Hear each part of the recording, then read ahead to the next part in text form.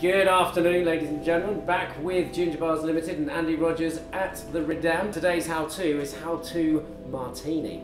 Okay, there's several sort of myths and theories and hundreds of different ways of making a martini, etc, etc, etc. Today we're just going to be making the simple gin martini, the original dry martini. The vodka-tini didn't come around really until the sort of later periods, sort of 70s and 80s, where vodka became very, very popular.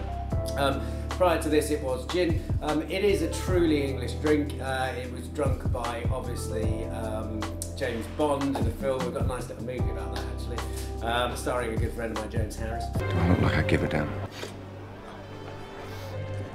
I'm going to concentrate back onto the original gin martini. So depending on which product you want to use, it doesn't really matter as long as you go top end.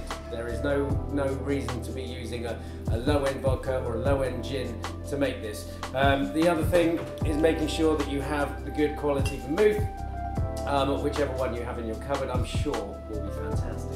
Okay, so I'm going to take a martini glass, and as we know, we chill this glass. We then take that to one side. The one thing about this drink, it has to be cold, but the interesting thing about this drink, and which most people have got misconceptions about, is that you do not shake it. You take your good quality vermouth, you take a bar spoon, and you put in half a bar spoon of good quality vermouth. This will make a dry martini.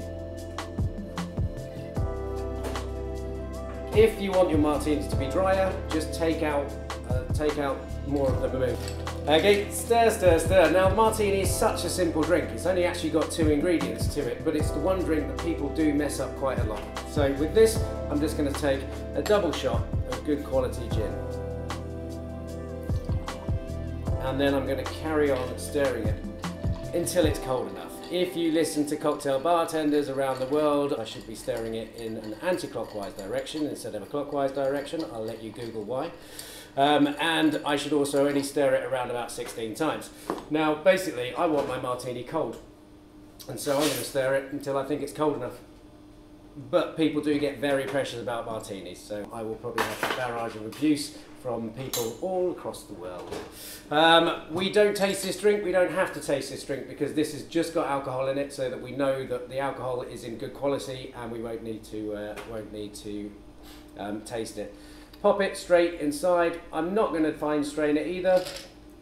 As we've stirred it, we haven't broken any of the ice. With this, we can always have two types of garnish. With a gin martini, it is traditional that we have an olive, and that's what I'm going to go with today. With a martini, in the way that we can make it as a dry martini, we sometimes like it to be slightly dirty, so not only will I put an olive in, I'm going to pop in just a little bit of the brine just to make a dirty martini. There is no harm in having a little twist.